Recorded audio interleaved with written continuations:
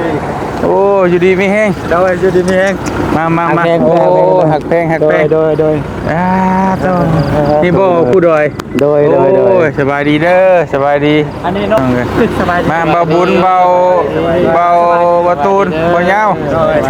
อ่าตุกเท่าไรอยู่ผีบรี ทุก10,000เก็บ 10,000 แมน อันนี้เมาอยู่ห้านบริสุทธิ์ ได้ไปส่ง เลยไปเอาต้มไก่ อันนี้ต้มไก่อีหยังอันนี้น่ะ อันนี้เอาลามอันนี้ลามซีนแห้งซีนหัวนี่แหละ โอ้อ๋อนั่นคือขั่วหันเนาะบ่ บ่แม่น เฮ็ดอะไรนี่ตัวนี้ได้แปลกนี่เฮาบ่เคยกินบ้านเฮาอ๋อหลามนี่เจียวนี่เพิ่นเอิ้น เจียวตับของไก่นี่นะ เออ เวลาเอาของไก่เราเอาตับ มากินแซ่บๆมาเด้อพี่น้องเด้อกินข้าวนํกันกินข้าวนํกันแซ่บๆอยู่เฮือนเบาลีบ้านนี้บ่เตียงก็สิ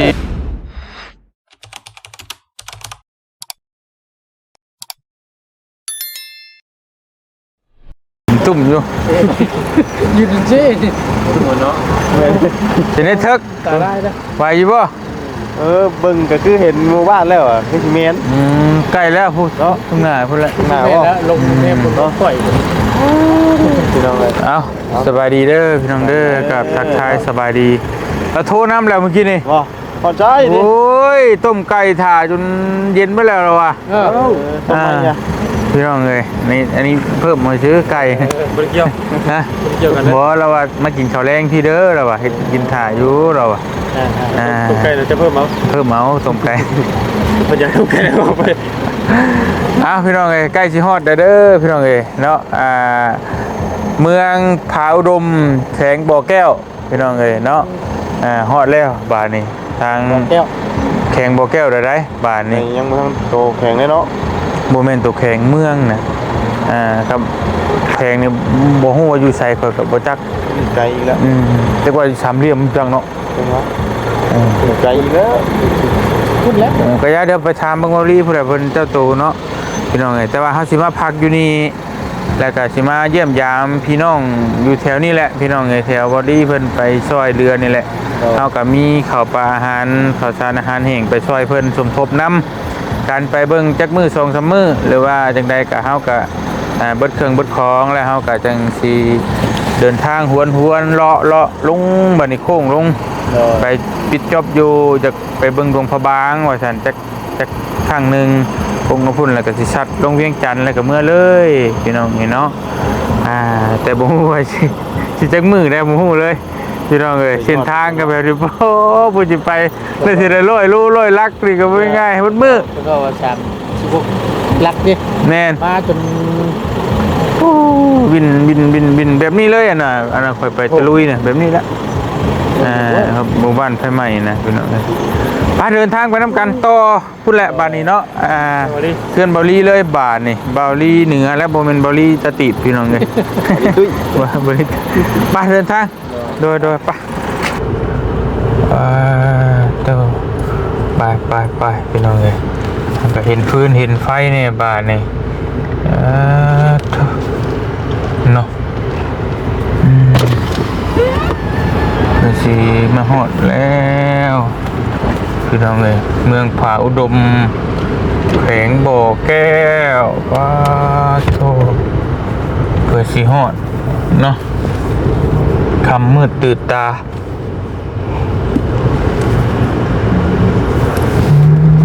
เด้แล้วก็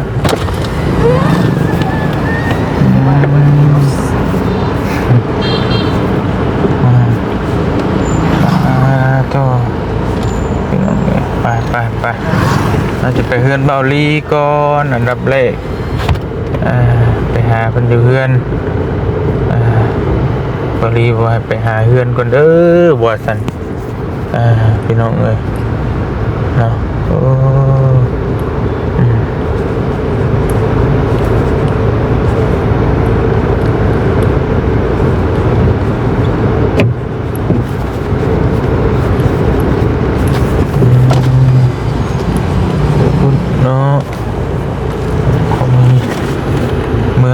บ่ใหญ่เป็นไรพี่น้องเอ้ยเป็นเมืองที่ว่าน่าอยู่ เงียบบ่วุ่นวายบ่วุ่นบ่วายเนาะเป็นบอลี่ก็อยู่มองใดพุ่นแหละไปทางหน้าพุ่นแหละไปตาม GPS นี่แหละพี่น้องเอ้ยไปเบิ่งก่อนโต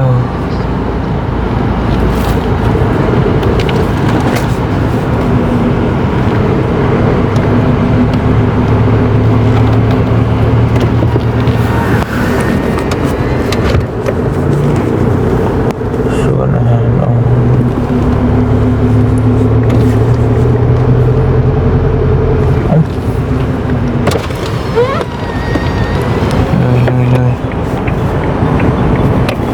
อาเลย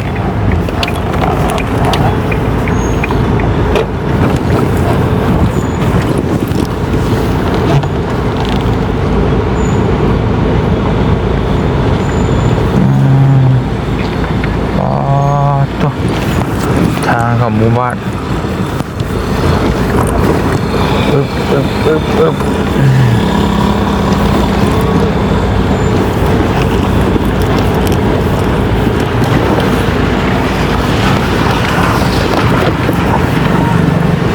ฝนก็ตกบนมือเลยพี่น้องก็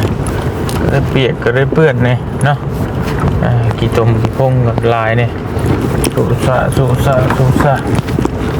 โอ้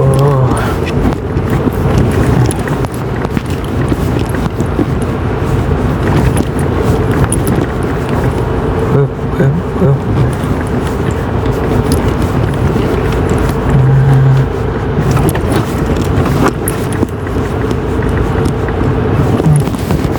เท่ว่ะ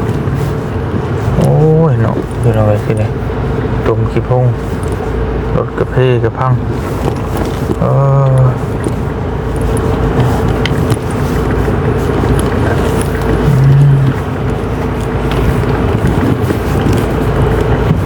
อยู่ใส่เล็กเกินเบาลี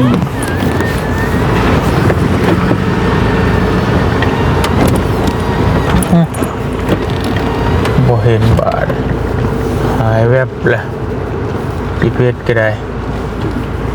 นี่บ่มีน้องอะไรสู้หาเรากัน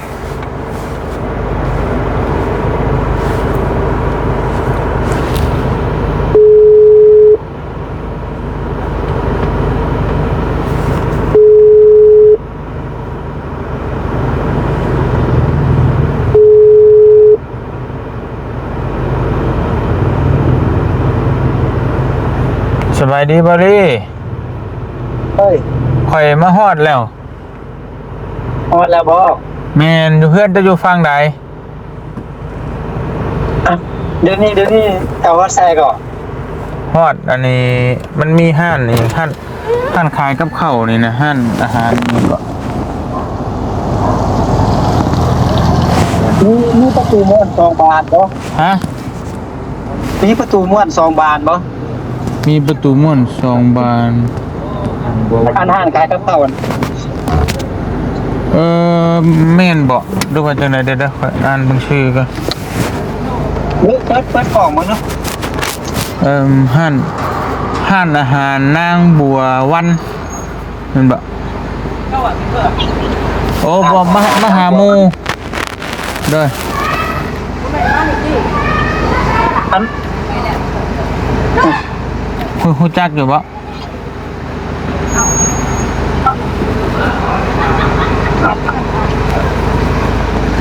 ลองส่งมาให้ข่อยใหม่ด้วยฮะตำแหน่งปัจจุบันที่เจ้าอยู่นะ บ่ลองเปิดกล่องให้ข่อยเบิ่งข่อยเดี๋ยวนี้ข่อยก็เข้ามาในเมืองนี่แหละ อันเด้อ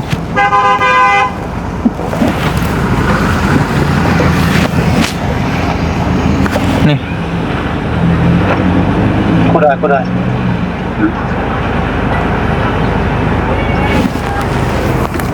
โอ้น่าจะอยู่เทิงพื้นที่นี่นะ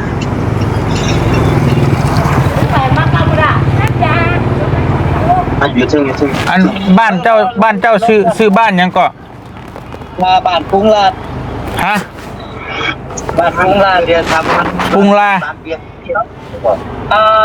เดี๋ยวลองถามกระเจ้าเบิ่งดูว่าเดี๋ยวนี้อยู่บ้านได้ก็ถามกระเจ้า อันนี้อยู่บ้านยังแม่ ไปชมสว่างพุ่งลานไปไต่พุ่งสามแยกพุ่ง โอ้ชมสวัสดิ์ ไปฮอด สมสวรรค์ ชมสว่างบ่เอาตรงลงไปอีกบ่ปรุงล่างตรงลงไปอีกบ่ ไปฮอดมันมีสามแยกมันพุ่งลานแหละอันนี้ไปนี่พุ่นน้ำเจ้าบ่อนี่ไปนี่เป็นน้ำค้าพุ่นน้ำค้าที่มันพุ่งลาน โอ้ มันทั้งมีสามแยกมีสามแยกแมนวัดตลาด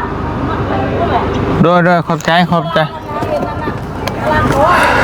มันอะไรกัน GPS คือพามานี่วะเนาะอันน่ะต้องย้อนถาเลยบ่เดี๋ยวไปหา ฮะ ใกล้ๆกันซื่อ โอ้ ๆย้อนถา โอเคโดยอ๋อ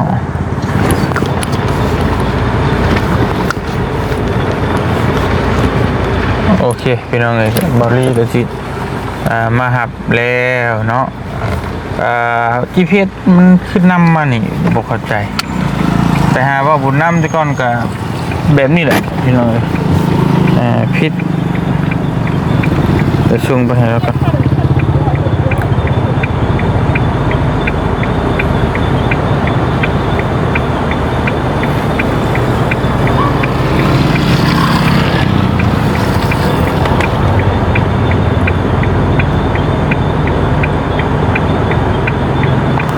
โอเคถ้าบริมารับก่อนสักหน่อยพี่น้องเลยแล้วว่าสิมารับเนาะถ่ายอยู่นี่แหละว่าสัน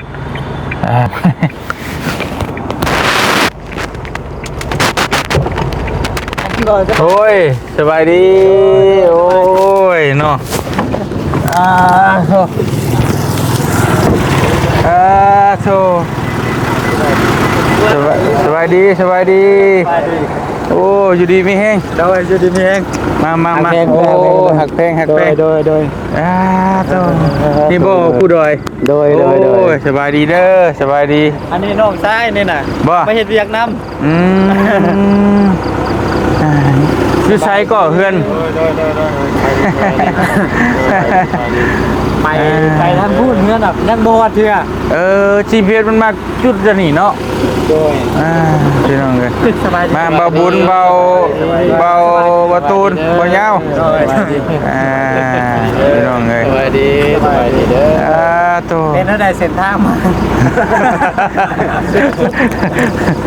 สมบัติเนาะ โดยก็โอเคอยู่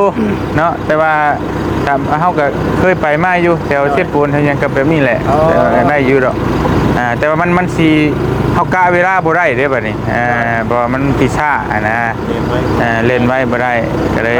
เมื่อวานนี่ก็ว่าอยู่ว่าสิมานี่บ่อยากให้มาปานใดก็ว่าแซ่หาทาง ขึ้นได้ขึ้นฮอดภูเทิงแล้วบ่เบิ่งทางเนี่ยก็เลยมันคงสิแบบมันมืดเลยทั้งบัดฝนมันตกพร้อมตอนแรงเขาก็เลยว่าโอ้มันคงสิมืดน่ะบ่ไหวดอกว่าก็เลยถอยไปพักที่เมืองปากแบงกัน โอเคเนาะพากันไปกินข้าวกินน้ำอยู่เพื่อน โอ้โดยได้เฮือนไปอีกบ่ เดี๋ยวไปอีกหน่อยนึง ไปคือเฮือนพุ่นก็ได้ไปน้องเลยโอ้ น้ำดื่มบ่ โอ้เจ้าของน้ำดื่มได้นี่ได้เจ้าของโรงงานน้ำดื่มเด้อ ไปเกน้ำมื้อกินบ่ ธรรมดาได้ดิโอ้ปะ ทดลองเฮ็ดบ่ โอ้เจ้าของน้ำดื่มปะโอ้ไปพี่น้องไปกินข้าวกินน้ำเพื่อนเบาลี่เอ้าเป็นยังงั้นรถตายบอกละติดบ่ได้บ่โอ้เป็นยังงั้นเอาไปห้องหมอชนะ พวกอยู่หันแล้วมาดับ โอ้ยไปห้องหมอ ทางมันยากเลยเนาะ ทางยากหลายโอ้ยเป็นใครเนี่ยจะอยู่ในเมืองพี่น้องเลยใครหรอกอยู่ในเมืองนี่เจ้าหาหาดง่ายอยู่เจอพ่อใหญ่นั่นอยู่ทางมาหันโอ้แต่กระบะเรากำลูกเราอยู่ภูเขาผมเจ้า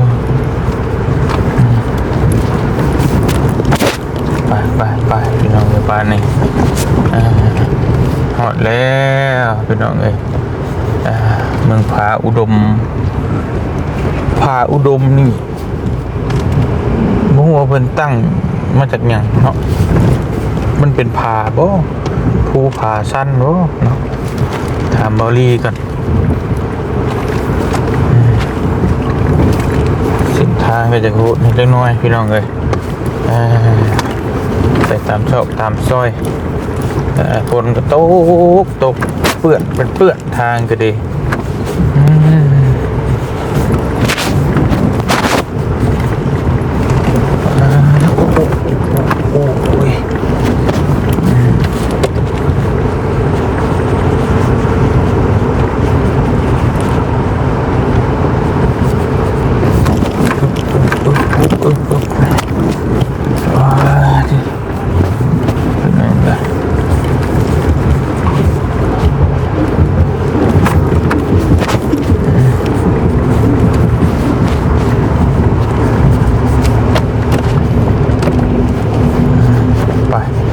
เฮือนบอลี่ที่เป็นใดพี่น้องเลยเยี่ยมยามต่างภาพเฮือนนกก่อนนะ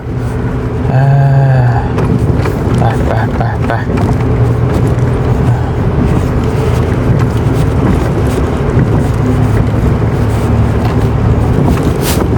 ใส่หอดแล้วบ่พี่น้องเลยเห็นตะก้นลุบๆเข้าไป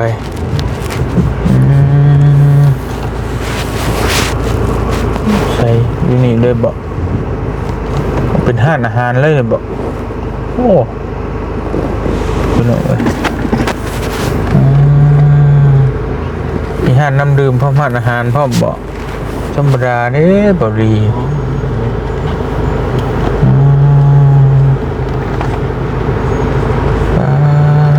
ตัวไป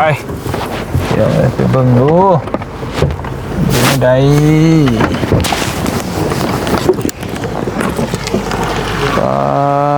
ตัว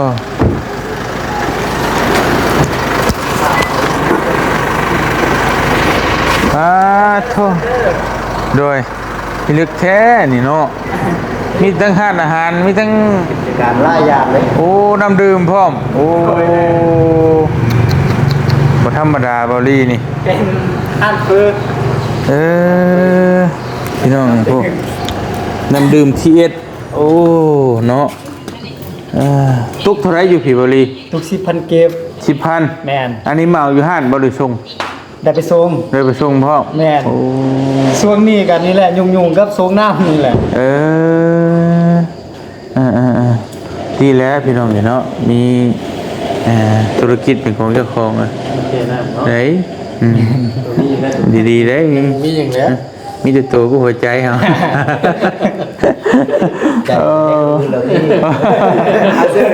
โอ้โดย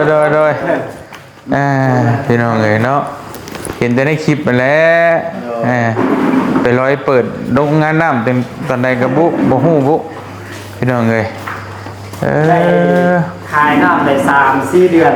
แล้วเป็นพอได้อยู่ป่ะกับพ่อได้อยู่ทำมาส่งทันบ่จนช่วงบ่ทันผู้ห่วยแสดงว่าขายดีหรือแท้เนาะดีสมควรนั่งเด้อเส้นนั่งเอาโตพี่น้องเอ้ย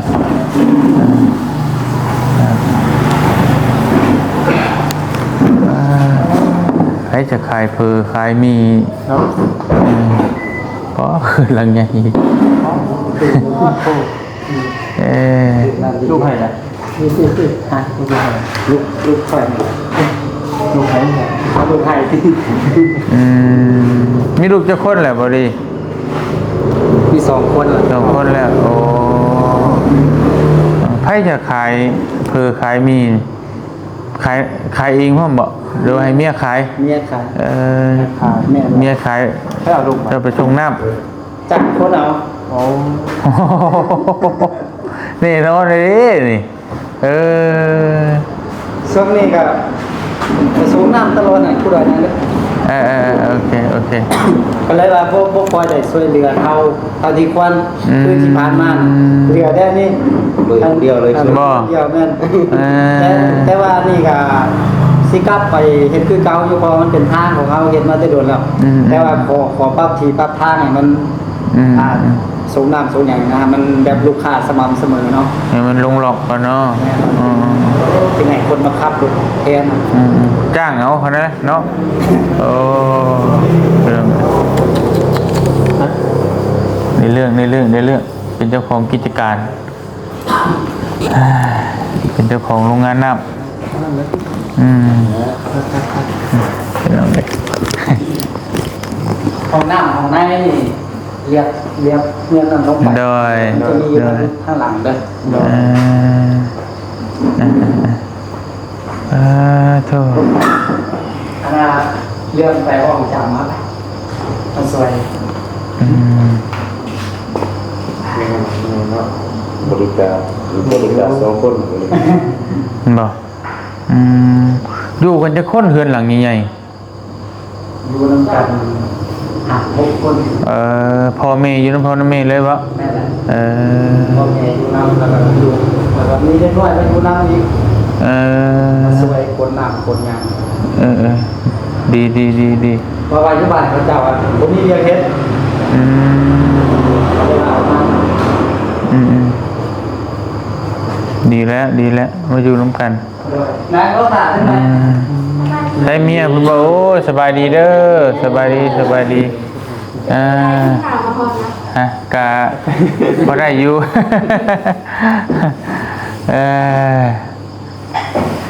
คอยตุดตอดมาพี่น้องเลย คอยดีเอาไปเลยกันเพื่อนมาที่ ชัดโกกบ่เกือบวิดโกก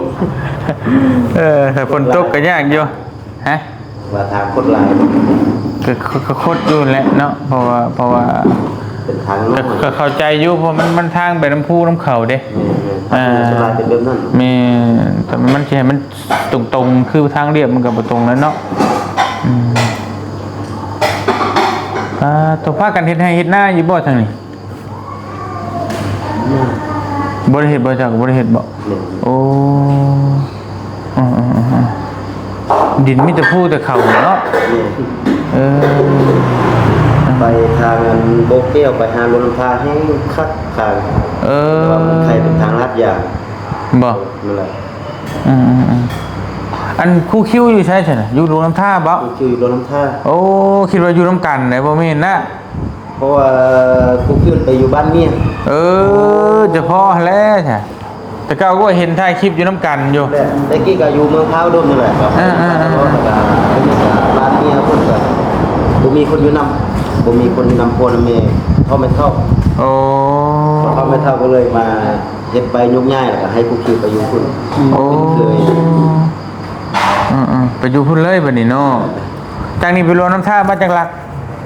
จากนี้ไปโดนน้ำท่าก็จากนี้ไปหาวิสาให้ก่อนประมาณ70ล้านแล้วก็จากวิสาไปหาโดนน้ำท่าประมาณ170 อ๋อ200ปลายผู้ อยู่นะ เมื่อไปโรงน้ำท่าแม่นผู้คิวอยู่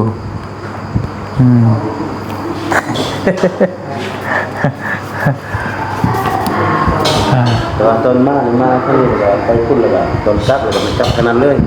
กลับทางไหน กลับทางวิสาไปโดนน้ำท่าเลย เฮาเนี่ยขวาเฮานี้ นั่นแหละ มันดีกว่าบ่ นั่นแหละนั่นแหละ เขาลงน้ำท่าได้สมมุติว่าเฮาสิชอดรวงพะบางก็ได้บ่ ได้ไปรวมท่ากับโซนอุดมไซแล้วก็รวมพระบาง กลับเข้าดมไส้คือเก่า แม่น โอ้ เพราะว่าทางพ่อมันเลย ฮะ รวมท่านี่แล้วยังบอกที่ว่ากลับเป็นเก่าหมดนี่ ก็ยังบ่ฮู้เด้แต่ว่าตั้งใจไว้ว่าอยากอันน่ะจะฮู้ว่าทางไหนมันดีกว่ากันนะอ่ะเพิ่นสิไปไวๆนี่นะ ไปทาง ไป รวม ได้ ท่า ครับเป็นเก่า โอ้ดวงน้ำท่านี่ก็สิไปต่อเพลงแล้วก็บัดนี้เพลง อุดมไซ อุดมไส้บ่ นี่แหละ ยังลงมาอุดมไส้อยู่เนาะ นี่แหละ แล้วก็สัตว์เขาดวงพระบางบัดนี้เนาะ นี่แหละเพราะว่าทางนี้เป็นทางลัดเลย ทางลัก ทางลัดเลยทางที่ว่าเขาไปหาแพงก็รับแพงเลย เป็นทางอาสาเป็นทางลัดเลยนะ ต้องที่ไปแข่งแต่ละแข่งต้องไปแยกอยู่หันเนาะต้องกลับไปอุดมไส้คือเก่า เนี่ย ม แต่ว่าทางนี้เป็นทางลัด ทางลัดอันนี้เนาะ นี่แหละ อ๋อ สมมุติว่าเฮาโค้งไปดงน้ำท่านี่ไปดงน้ำท่าแล้วโค้งมาดุมไส้นี่ประมาณจักลักไปฮอดมาฮอดทางเวไปดงพระบาง โดนน่าจะคือน่าจะคือนี่เหรอดูดมใจ แม่น ตับไปนี่ตับไปนี่วะ คือมันไปได้2ทางแล้วว่ะไปเข้าดงน้ำท่าก็ได้แต่ว่าแต่โดนท่านี่ใกล้ ก็ประมาณไปชมุอันแล้วจังได้จังพูดกัน รวมท่าไปหาอุดมไซเนี่ยก็ประมาณ3 ชั่วโมงน่าจะประมาณนั้นแต่ถ้าจะไปดงพวางนี่ก็ต้องซัดพี่ก่อนเนาะต้องกลับเข้ามาพี่ก่อนเนาะมันเป็นแยกอยู่หั่นเนาะแยกอยู่เมืองนี่หยังกะเมืองเปิ้งปักเบ้งพี่บ่มันจะเข้าไปตัวเมืองใหญ่เลยตัวเมืองใหญ่เลยตัวเมืองไซตัววันตัวแพงเลยตัวเมืองปักเบ้งนี่ก็ไปได้แต่ว่าตัวนี้ก็คือเห็นดงพวางอยู่แยกไปดงพวางไปได้คือกันเนาะแล้วปักเบ้งก็ไปทางเมืองหุ่นแล้วก็ไปทางเมืองแบกไปเมืองหุ่นแล้วเมืองแบกแล้วก็เข้าไปเมืองไซเลยโอเค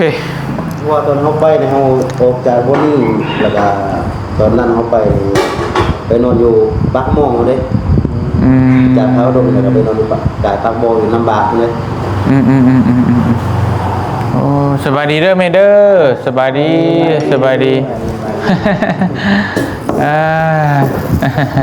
คนนี้แม่คนนี้บ่สิเจ้าถามหั่นแม่คือว่าเราเป็นโรคไตคือกันบ่เป็นได้แม่ก็แค่ดีแต่นั้นปวดเอวมันเป็นไปได้มันปวดบ่ปวดเอวอันนั่งก็นั่งคือใช่บ่ไปขวดเพิ่นว่าเป็นหยังสวัสดีแล้วไปส่งเทือไปใช่แต่ดีแล้วดีถ้าเบื่อหายเจ็บกันดีแล้วตอนนี้โอ้ใครอยู่ดอกก็ดีแหละเพราะว่าบริเคยโทรถามน้ำบ่เตียงว่าเรื่องยาน่ะรักษาโรคไตหรือว่าดีมะขลังนี่แหละพี่น้องหรือว่าเมเราก็เป็นก็เลยว่าก็เลยบ่เตียงก็บอกไปว่าบ่จักสิบอกยาตัวใดเพราะว่าตู้เมเพิ่นก็ยังบ่ดีนะกินไปเรื่อยๆนะพี่น้องเนาะตอนนี้ก็ยังกินไปเรื่อยๆอยู่ยังบ่ทันได้ดี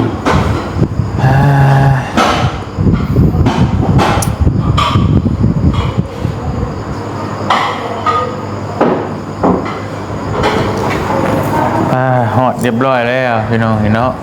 เมืองผาอุดมมันมีผาบ่เพิ่นจังตั้งมีหลายโอ้มีผาน่ะผาดายบ่มีพาลายแล้วก็มีถ้ำหลายโอ้มันเป็นที่มาของเมืองพาอุดมเพราะว่ามีถ้ำลายแล้วก็ป่าไม้มันก็อุดมสมบูรณ์แต่พอจะว่ามันต้องมีที่ไปที่มานะพี่น้องเมืองผาอุดมผู้พาลายพาหน้าพามีถ้ำเนาะมีถ้ำดังๆอยู่บ่ถ้ำที่คนนักท่องเที่ยวมาเที่ยวได้หลายเนี่ยมันสภาพเส้นทางมันบ่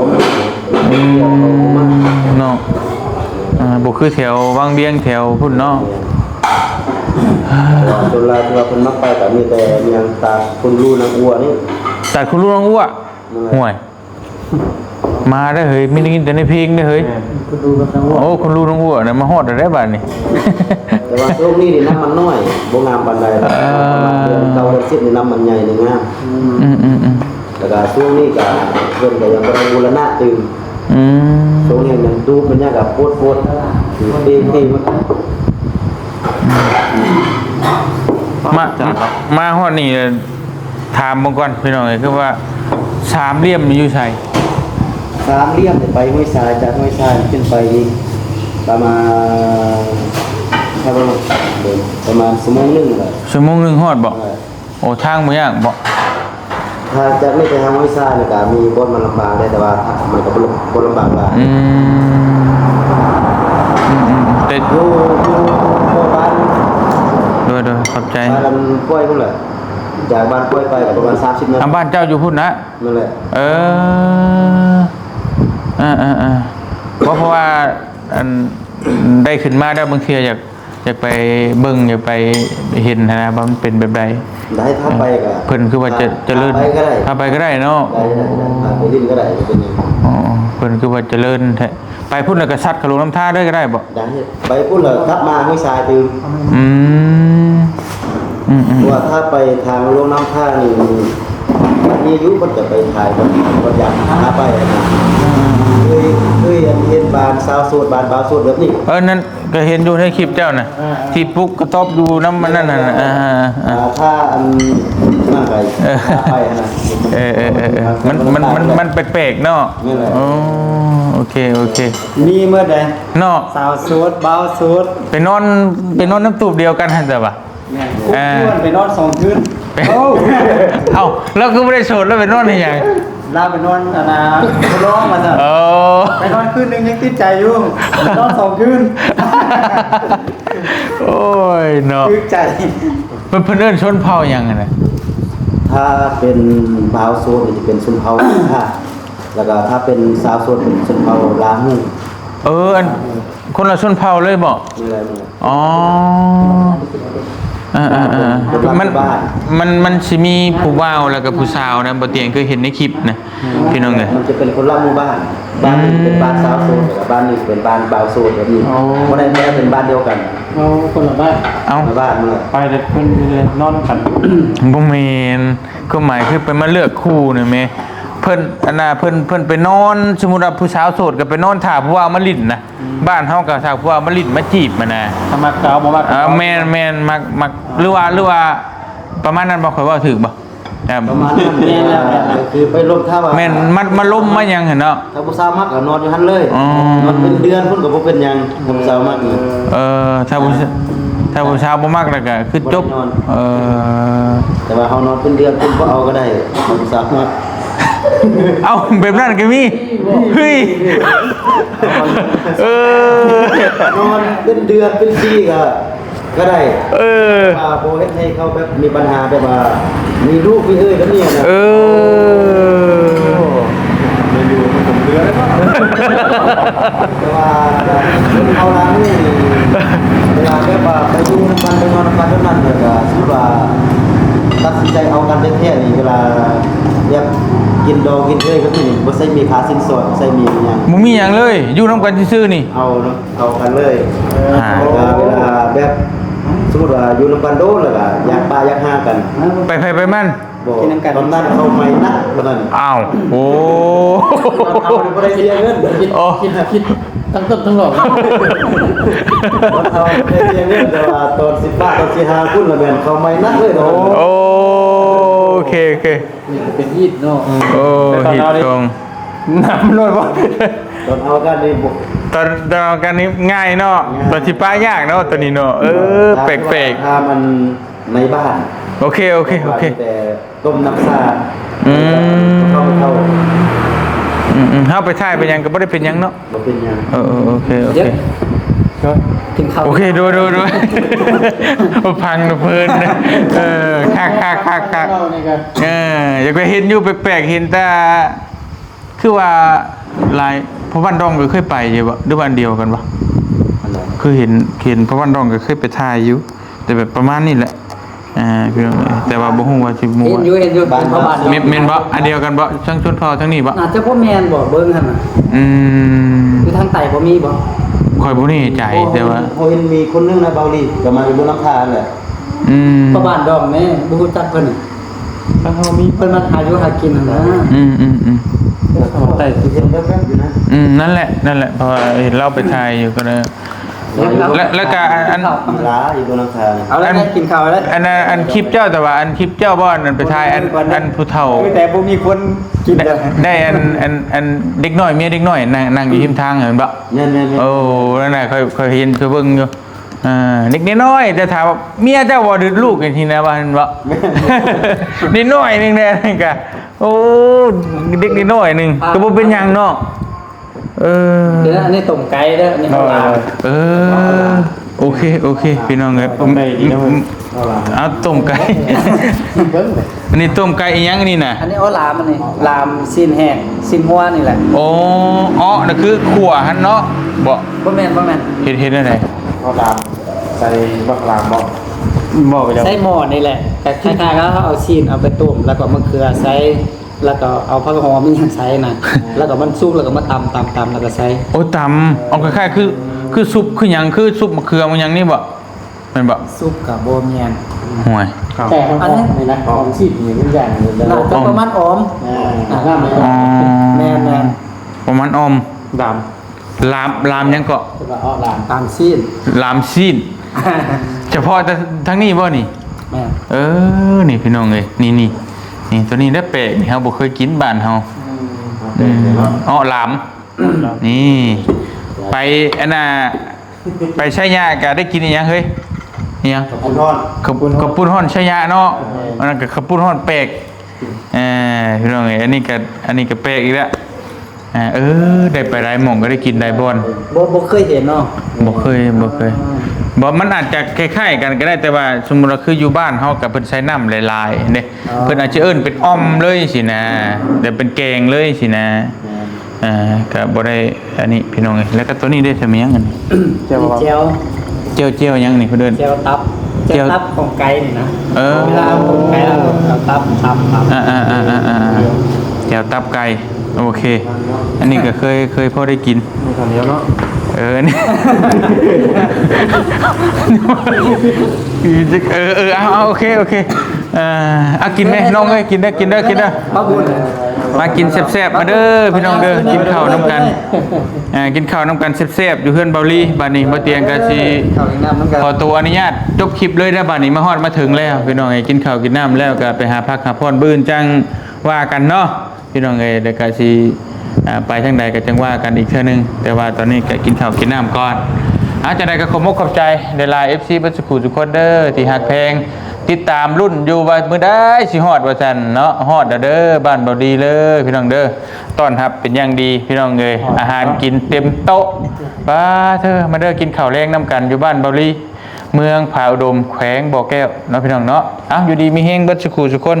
สบายดีเด้อพี่น้องเอ้ยขอบคุณขอบใจหลายๆเด้อต้อนรับเป็นอย่างดีเนาะบ่ดีเด้อครับครูดอยพี่น้องเอ้ยมากิน